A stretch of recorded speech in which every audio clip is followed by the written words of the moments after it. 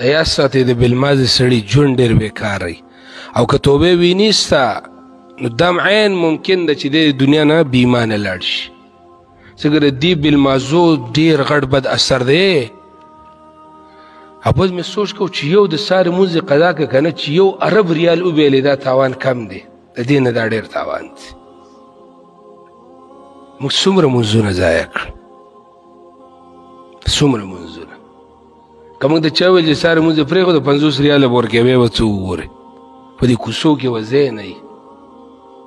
که موږ د چا دا ویل چې د ساري منزله رالي او تا د به 20 یا 50 ریاله میلاویږي سم خیال دی ټوله شپه به مونږ خوب نه کوو یخ به ناست چېرته دا شی رانه فوت نه شي.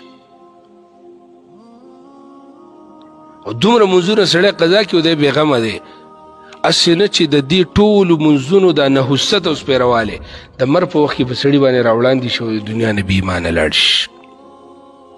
دا عین ممکن دی.